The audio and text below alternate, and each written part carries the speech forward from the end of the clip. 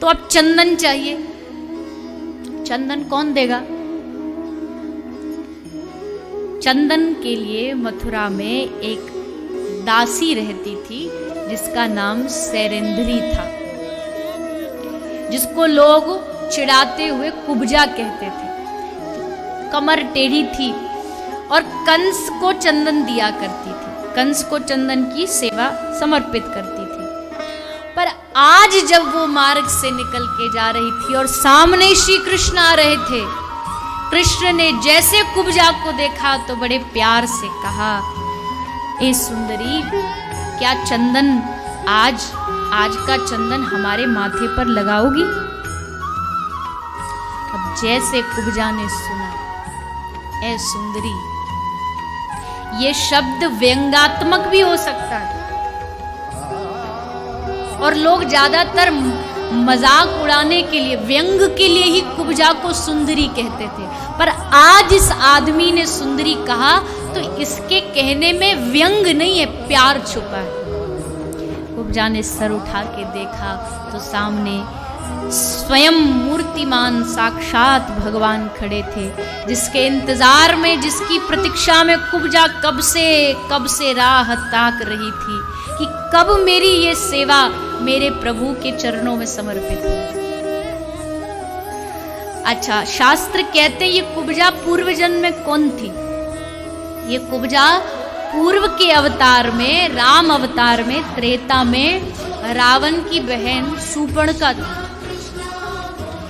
ये सुपर्णका आप जानते हैं रूप बदल के आई भगवान श्री राम से ब्याहने के लिए। तब भगवान ने इसको स्वीकार नहीं किया और आज स्वीकार कर लिया। क्यों? क्योंकि आज ये जैसी है वैसी आई है। अगर टेढ़ी है, कुबड़ है तो वैसी ही आई है, बनावटी बन के नहीं आई। त्रेता में ये बनकर के आई थी राक्षसी बन के आई थी, सुंदर अप्सरा। झूठ भी बोला, तुम सम पुरुष नमो सम नारी, ये संयोग विधि रचा विचारी। ताते अवलई रही कवारी, कवारी हूं जबकि कुंवारी नहीं थी, विधवा थी। तो उस समय इसने छल कपट से पाना चाहा तो भगवान नहीं मिले। इसका अर्थ ये है कि भगवान को प्राप्त करने के लिए पहले जैसे हो वैसे बनकर के भगवान के सामने जाना पड़ेगा, तब भगवान स्वीकार करेंगे। मन में पाप है तो भगवान को कह दो, हाँ है पाप है, भीतर से हम बुरे है, हमारे मन में गंदगी क्या करें, पर जैसे हैं तुम्हारे जैसे भी, तब भगवान स्वीकार करेंगे। और भीतर भले मन कितना गंदा और बाहर से दिखा रहे हैं हम बड़े धर्मात्मा हैं, हम बड़े पुजारी हैं भगवान को, तो फिर भगवान कभी स्वीकार नहीं करेंगे। भगवान को छल कपट पसंद नहीं।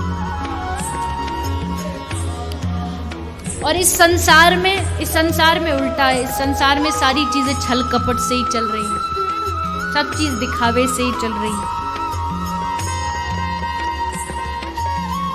दिखावे का जमाना है, और वो दिखाते दिखाते, लोगों को दिखाते दिखाते भगवान को भी हम दिखाने लगे।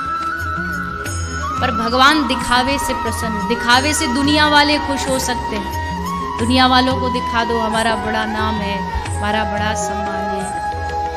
कई लोग होते ना, आपने भी देखो, कई लोगों को दिखावे की बड़ी आदत होती है।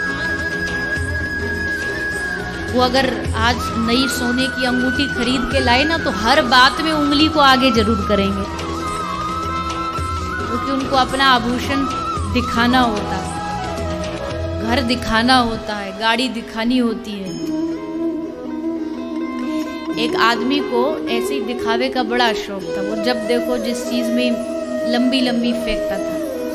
और उसने अपने घर के नौकर को समझा रखा था कि घर में आज एक मेहमान आने वाले विदेश से, तो जब भी मैं पूछूं ना तुझसे किसी भी चीज के बारे में, तो तू मुझको उसके लिए 3 ऑप्शन देना, 3 चीजें पूछना, तो थोड़ा सा इम्प्रेशन बढ़िया जमेगा। तो मेहमान आए, आते ही सबसे पहले पीने का पूछते हैं। तो मालिक ने कहा नौकर को कि थोड़ा साहब के लिए शरबत लेके आओ। तो नौकर को तो पहले से ही सिखा दिया था। तो नौकर बोला, साहब कौन सा पिएंगे, बादाम का, खसखस का, केसर का? तो बोला केसर का ले आओ।